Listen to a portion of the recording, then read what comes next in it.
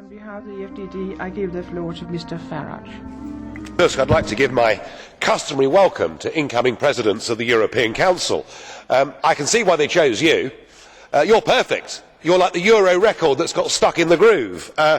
Completely out of date view of what Europe is, and clearly you've learned absolutely nothing from the results of the European elections.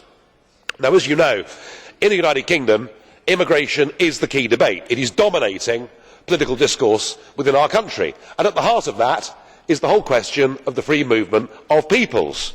But of course, your debate is the other side of the same coin.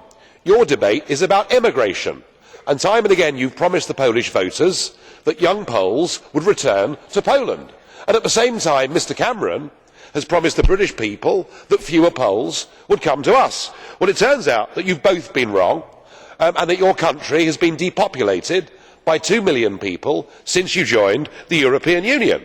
And the reason is obvious. It's money, isn't it? And you yourself prove the point. You're the newest Polish emigre, and you've gone from a salary of €60,000 a year to a salary of €300,000 a year. So congratulations, you've hit the EU jackpot. But you've also scored a great victory without trying, because Mrs Merkel last week went to Downing Street. She spent a few hours with Mr Cameron, and Mr Cameron now is a big supporter of the free movement of people. Let me be clear, he said, I support the freedom of movement. So on that one, you've won a great victory against Mr Cameron without having to lift a finger. But he also says that he will now restrict the benefit of EU migrants working in Britain. Now, in the past, you've been very clearly opposed to this, and I want you to please answer me today, Mr Tusk.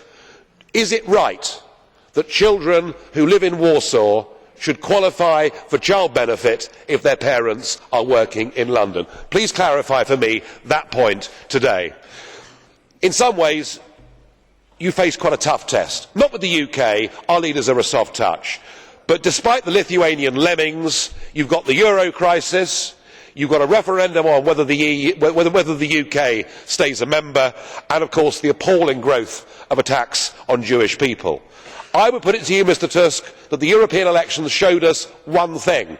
The voters in Europe want change. They want massive wholesale reform, and I'm entirely confident that you're not the man to provide that. Referring to what Mr Farage has said, I am impressed and satisfied. Ever since his famous speech 5 years ago here in this chamber about Herman Van Rompuy, I have known that he is maybe the best example of political and personal culture and political decency and, you know, elegance. What can I say more? I am really impressed, and keep it up, Mr Farage.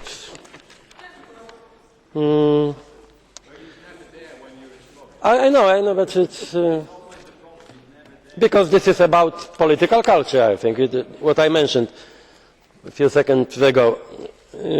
Pozwólcie teraz, że przejdę na język polski. Allow me now to switch to Polish, because I'd like to respond to Mr. Duda.